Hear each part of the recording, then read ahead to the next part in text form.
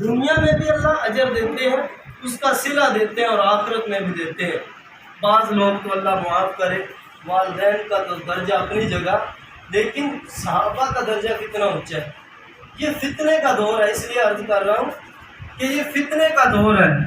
بعض لوگ، ایک مولانا جس کا نام علامہ شہنشاہ حسین ندوی ہے، شیعوں کا بہت بڑا عالم ہے، میں تو اسے عالم نہیں مانتا، اس لیے نہیں مانتا، خدا کی قسم اگر کوئی عالم ہو اور علماء والا کام کرے تو کیوں نہیں لوگ مانتے۔ وہ کہنے لگا پچھلے دنوں میں یکم محرم کو اس نے گستاخی کی امیر معاویہ رضی اللہ تعالیٰ عنہ کی، ابداد اور نعوذ باللہ من ذالک امیر معاویہ رضی اللہ تعالیٰ عنہ، ان کو شجر خبیثہ سے انہوں نے تشبیہ دی۔ کتنی بڑی گستاخی کہ اللہ کے قرآن سے صحابی کی گستاخی کرے۔ اب دیکھو علامہ اور ایسی بات کرے کہ سیدنا امیر معاویہ رضی اللہ، اگر کسی کی اولاد میں سے کوئی ایسا اولاد میں سے آدمی ہو کہ جو آپ صلی اللہ علیہ وسلم کی اولاد سے عداوت رکھتا ہو، دشمنی رکھتا ہو، تو اس کی کوئی اپنی غلطی نہیں ہوتی، وہ اولاد کی غلطی ہے۔ اگر کوئی اولاد گناہ کرتی ہے تو والدین کو اس کو گناہ نہیں پہنچتا ہے۔ والدین اگر بری تربیت کرے تو پھر تو ان کا اپنا فعل ہے۔ تو اس خبیث نے، اس بدبخت نے امیر معاویہ رضی اللہ تعالیٰ کی گستاخی کی اور کہا کہ فرعون، حمان، شداد، نمرود اور امیر معاویہ نعوذ باللہ من ذالک یہ شجر خبیثہ ہے۔ کیسی بات کی، اللہ معاف کرے۔ ایمان کو اس نے نچوڑ کے رکھ دیا ہے۔ اب مسلمانوں کو دیکھو، مسلمانوں کو کوئی ٹینشن نہیں ہے۔ کسی کے والد کو اگر کوئی کھلے عام گالی دے، کیا اس سے چین آئے گا بدلہ لینے کے بغیر؟ کیا وہ چپ کر کے بیٹھے گا؟ کسی کے بزرگ کو، کسی کے پیر کو، کسی کے استاد کو کوئی کھلے عام گالی دے مجمع کے اندر اور اس کو پتہ بھی چل جائے، وہ چپ کر کے نہیں بیٹھے گا۔ اگر سچا ہو تو کبھی نہیں بیٹھے۔ اور اس سے اس بدبخت نے، اس سے پہلے حضرت زبیر رضی اللہ تعالیٰ عنہ، حضرت طلحہ رضی اللہ تعالیٰ عنہ جو عشرہ مبشرہ میں سے ہیں، ان کی گستاخی کی ہے۔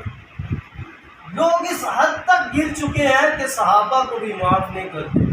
بھلا یہ بتاؤ کہ سیدنا حسین رضی اللہ تعالیٰ عنہ جو نواسہ رسول ہیں، سیدنا حسن رضی اللہ تعالیٰ عنہ، ان کی عبادت، ان کی اہل بیت سے محبت کا کیا یہ تقاضا ہے کہ دوسرے صحابہ کو گالیاں دینا؟ کیا عبادت یہ ہے کہ صحابہ کو گالی دی جائے؟ کیا عبادت اس چیز کا نام ہے؟ اگر کوئی شیعہ اٹھ کے اس چیز کو ثابت کر لے، اس چیز کو ثابت کرے کہ صحابہ کو گالی دینا عبادت ہے، تو پھر خدا کی قسم میرا قتل بھی معاف ہے۔ صحابہ کو گالی دیتے ہیں سر عام، اور مسلمان چپ کر کے بیٹھے ہو۔ آج ہماری حکومت اس ہوئی پڑی، ان کو پتہ ہی نہیں ہے۔ اب دیکھو علماء اکرام نے کیا کیا، جب اس بدبخت نے یہ باتیں کی تو علماء اکرام نے صحابہ کی شان بیان کی۔ انہوں نے صحابہ کی شان بیان کرتے ہوئے کہا کہ حکومت سے ہمارا مطالبہ ہے کہ اس بدبخت کو، اس پہ FIR کاٹی جائے، اس کو سلاخوں کے پیچھے ڈال دیا جائے۔ کیا غلط بات ہے؟ غلط بات تو نہیں ہے۔ انہوں نے حکومت سے مطالبہ کیا، اس کے باوجود حکومت نے کچھ نہیں کیا۔ کتنے لوگ جو صحابہ کو گالی دیتے ہیں، صحابہ کو گالی دینے والے کھلے عام پھرتے ہیں۔ اس سے پچھلے سال سیدنا ابوبکر رضی اللہ تعالیٰ عنہ جو خلیفہ بلا فصل ہے، ان کو ایک آدمی، اس نے شیعہ کھلے عام گالیاں۔ ایک واقعہ میں عرض کرتا ہوں کہ صحابہ کی شان تو پتہ ہو ہمیں۔ حاجی عبدالوہاب صاحب یہ گاڑی میں جا رہے تھے، تو کیونکہ تبلیغی جماعت والوں کی عادت ہے کہ وہ دعوت دیتے ہیں، جس کو اچھائی کی دعوت دینا اچھی بات ہے، یہ نبیوں کا کام ہے۔ کہتے ہیں کہ پاس میں جو بیٹھا ہوا تھا اس کو دعوت دینا شروع کی۔ دعوت دے رہے ہیں تو وہ آگے سے وہ شیعہ تھا، وہ بات کو پلٹا کے، وہ عالم تھا ان کا، کہتے ہیں کہ انہوں نے امیر معاویہ کی گستاخی کرنا شروع کر دی، ان کو برا بھلا کہنا شروع کر دیا۔ تو کہتے ہیں حاجی عبدالوہاب صاحب نے اس کا گریبان کر دیا۔ اب دیکھو کتنے نرم دل ہیں، لیکن جب صحابہ کی بات آئی تو پھر مرنے کے لیے، مارنے کے لیے تیار ہے۔ اور اس وقت جو امیر ہے انہوں نے وہ پاس میں تھے، عالم بھی تھے، وہ کہتے ہیں وہ روکنے لگے۔ حاجی صاحب نے فرمایا کہ اگر میں اس کو بدبخت کو کا گریبان نہ پکڑتا تو میرا ایمان چھیننے کا خدشہ، ایمان کے ضائع ہونے کا ڈر تھا۔ کوئی آدمی صحابہ کو گالی دیتا ہو اور آدمی چپ کر کے بیٹھا رہے مسلمان، اگر کوئی عزت والا ہو تو ماں بہن بیٹی کی بھی گالی نہیں سنتا ہے، اور وہ تو صحابہ کرام ہے۔ تو پچھلے محرم کے اندر پچھلے سال میں ایک آدمی نے حضرت ابوبکر رضی اللہ تعالیٰ عنہ کی گستاخی کی، اور پھر کیا ہوا، اس کو ٹکٹ دیا گیا کار چلو۔ کتنی سپورٹ ہے! اور کیا یہ پولیس والے ہمارے بھائی نہیں ہیں، مسلمان نہیں ہیں؟ انہوں نے آپ صلی اللہ علیہ وسلم کا کلمہ نہیں پڑھا ہوا، خود سیکورٹی ان کے پاس تھی، اور جو مسلمان بھی تھے ان کی حفاظت کرنے کے لیے کہ یہ گستاخی کرتے، چاہے ان کو پتہ نہیں تھا، لیکن جب گستاخی ان کے سامنے کی، اب دیکھو عہدہ بھی ہے، طاقت بھی ہے، ایمان کی طاقت نہیں ہے، وہ چلا گیا۔ اس کے بعد علماء اکرام نے بیانات کیے، صحابہ کی شان بیان کی۔ آپ صلی اللہ علیہ وسلم نے فرمایا علیکم بسنتی و سنت الخلفاء الراشدین المہدیین، کہ میرے خلفاء کی سنت کو لازم پکڑو۔ اب ان کی سنت کو لازم کیوں پکڑو؟ کہ وہ ہدایت کا چراغ ہے۔ ایک روایت میں آتا ہے اگر کوئی عام شخص کو بھی کافر کہتا ہے، سیاستہ کی 6 بڑی بڑی کتابیں ہیں حدیثوں کی، جس کے اندر یہ روایت ملتی ہے کہ اگر کسی عام مسلمان کو بھی کافر کہتا ہے، اگر وہ کافر نہ ہو تو وہ جملہ اس کے دل کا چکر لگانے کے بعد کہنے والے کو کافر بنا دیتا ہے، اور پھر چل جائے کہ صحابہ کرام کو کافر کہا۔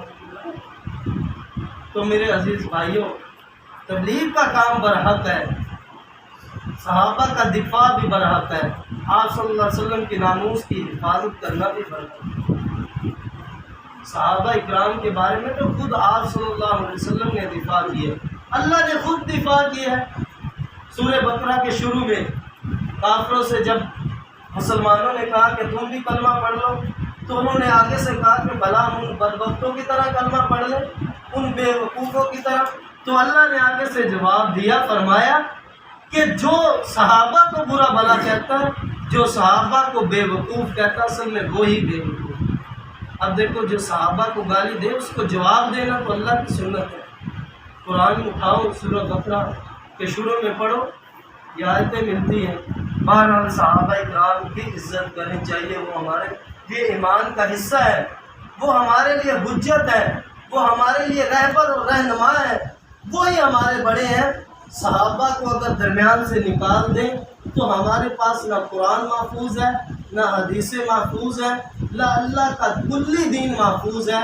صحابہ کو درمیان سے نکال دیں تو نبی سے روایت نقل کرنے والا کون ہے؟ صحابہ کو درمیان سے نکال دیں تو نماز کا طریقہ سیکھنے والا کون ہے؟ صحابہ کو درمیان سے نکال دو تو پھر ہمیں دین ہم تک کیسے پہنچتا ہے؟ کیونکہ ذریعہ تو وہ ہے۔ اگر صحابہ کی توہین کرنے ان کے ہاں عبادت ہے تو کہیں سے ثابت تو کرو۔ اگر کوئی آدمی، مثال کے طور پہ ایک آدمی لوگوں کو دعوت دیتا ہے، وہ کہتا ہے یہ عبادت ہے، تو قرآن سے ثابت بھی کرے گا کہ اللہ نے حکم دیا ہے، کہیں قرآن حدیث میں ایسا ہے تو نہیں۔ اللہ نے جب کہہ دیا رضی اللہ عنہ و رضوا عنہ کہ میں ان سے راضی ہو چکا ہوں، جب اللہ نے اپنی رضاعت کا پروانہ سرٹیفکیٹ ان کو دے دیا ہے، اگر ان کے آپس میں کچھ معاملات ہیں، اب دیکھو 4 بھائی ہیں، آپس میں وہ لڑ پڑتے ہیں، لیکن وہ بھائی جب ایک دوسرے کو معاف کر دے، یا ان کا والد ان سب کو معاف کر دے اس وجہ سے کہ وہ ناراض ہوا تھا ان کا والد ان کے آپس میں لڑنے کی وجہ سے، لیکن بیٹوں نے ایسی خدمت کی اور ایسا اتفاق بعد میں دکھایا کہ والد خوش ہو کے ان کو معاف کرتا اور راضی ہو جاتا ہے، پھر کسی کی کیا طاقت ہے کہ ان سے اس وجہ سے ناراض ہو؟ جب اللہ صحابہ اکرام سے راضی ہو کے ان کی رضاعت، اپنی رضاعت کا پروانہ ان کو دیتا ہے، اپنے قرآن میں آیت جاری کرتا ہے، تو پھر کسی کو کیا تکلیف ہے صحابہ اکرام سے؟ جب آپ صلی اللہ علیہ وسلم نے فرمایا کہ صحابہ اکرام ہدایت کا چراغ ہے، اصحابی کالنجوم یہی اہتدیتم، میرے صحابہ یہ ستاروں کی مانند ہیں، اگر کسی ایک صحابے کے پیچھے بھی چلتے ہو تو راہ راست پہ چلتے ہو، جنت کے راستے پہ چلتے ہو۔ جب آپ صلی اللہ علیہ وسلم کا فرمان موجود ہے، اللہ کا فرمان موجود ہے، صحابہ کا فرمان موجود ہے، اور علماء کے اقوال موجود ہے، اور روایات موجود ہیں، فقہ کی کتاب اٹھاؤ، حدیث کی کتاب اٹھاؤ، تفسیر اٹھاؤ، کسی بھی دینی کتاب کو کسی بھی کتب خانے میں چلے جاؤ، خدا کی قسم ایک بھی کتاب ایسی نہیں ملے گی کہ جو معتبر کتاب ہو، حدیثوں کے اور صحابہ کی شان اس میں نہ ہو۔ اگر کوئی حضرت حسین کی عزت کرتا ہے، ان کو زیادہ رتبہ دیتا ہے اور ان سے محبت رکھتا ہے، تو اس کا یہ مطلب نہیں ہے کہ وہ صحابہ کو گالی دینا شروع کر دے۔ اگر کوئی اپنے چچا کی عزت کرتا ہے تو اپنے دوسرے چچا کو گالیاں کو نہ نکالے۔ اگر والد کی عزت کرتا ہے تو والد کے بھائی کو گالی نکالنے سے والد ناراضی ہوتا ہے۔ اگر کوئی حسین کی عزت کرتا ہے تو دوسرے صحابہ کو گالی نکالنے سے کیا حضرت حسین راضی ہو جائیں گے؟ ایک شخص مجھ سے کہنے لگا کہ حضرت حسین کا اتنا رتبہ ہے کہ 40 میل چاروں اطراف میں کسی شخص جو ایمان والا کی قبر بن جائے تو اس کی بخشش اللہ تعالیٰ ان کی وجہ سے بخشی کر دیتے ہیں، حضرت حسین کی وجہ سے۔ میں نے کہا کہ یہ رتبہ ان کو کس وجہ سے ملا ہے؟ کہنے لگا کہ حضرت حسین کی وجہ سے، کہ جس شخص کو حضرت حسین کو میں نے کہا کس وجہ سے رتبہ ملا ہے؟ کہتے ہیں اپنے نانا حضرت محمد صلی اللہ علیہ وسلم کی وجہ سے۔ میں نے فرمایا کہ جن کو اتنا رتبہ اپنے نانا کی وجہ سے ملا ہو تو ان کا اور ان کے نانا کا کتنا رتبہ ہے۔ اگر یہ بات آپ کی سچ ہے، اس بات کی آپ تصدیق کرتے ہیں، تو پھر اس بات کو بھی مانو کہ نانا کے 40 قبر کے 40 اطراف، چاروں اطراف میں 40 میل جو جس کی بھی قبر ایمان والے کی بنتی ہے تو اس کو بھی اللہ بخش دیتا ہے۔ تو سیدنا عمر اور سیدنا ابوبکر رضی اللہ تعالیٰ نے اللہ کیوں نہیں بخشا؟ ان سے اللہ کیوں نہیں راضی ہوا؟ بہرحال باتیں بہت زیادہ ہیں، بہت سارے ایسے واقعات ہیں اس دور کے اندر صحابہ اکرام کی گستاخیاں کھلے عام ہو رہی ہیں۔ اللہ تعالیٰ ہمیں صحابہ اکرام کا دفاع کرنے کی توفیق عطا فرمائے۔ بہت سارے علماء اکرام جو سینکڑوں کی تعداد میں علماء اکرام جید عالم، جنہوں نے ایسی ایسی تکلیفیں اٹھائی کہ ان کو مردانہ قوت سے دی، ان کی مردانہ قوت ہی ختم کر دی، تکلیفیں دی، تار کوٹڑیوں میں ان کو بند کر دیا گیا، ان کو پھانسی دے دی گئی، پولیس مقابلے کو ان کو مار دیا گیا، ان کو شہید کر دیا گیا۔ اور کتنے ایسے لوگ ہیں جن کی لاکھوں میں تعداد پہنچ چکی ہے کہ انہوں نے صحابہ کا دفاع کرتے ہوئے جام شہادت نوش کی۔ ہم یہ نہیں کسی کو کہتے کہ فلاں ان کو گالیاں نکالو، جو جب کوئی صحابہ کی توہین کرتا ہے، چاہے کسی بھی مکتبہ فکر سے تعلق رکھتا ہے، جب کوئی صحابہ کی توہین کرتا ہے پھر ہم کہتے ہیں کہ یہ بات غلط ہے۔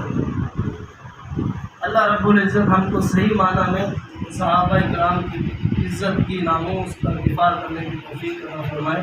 وآخر دعوانا الحمدللہ۔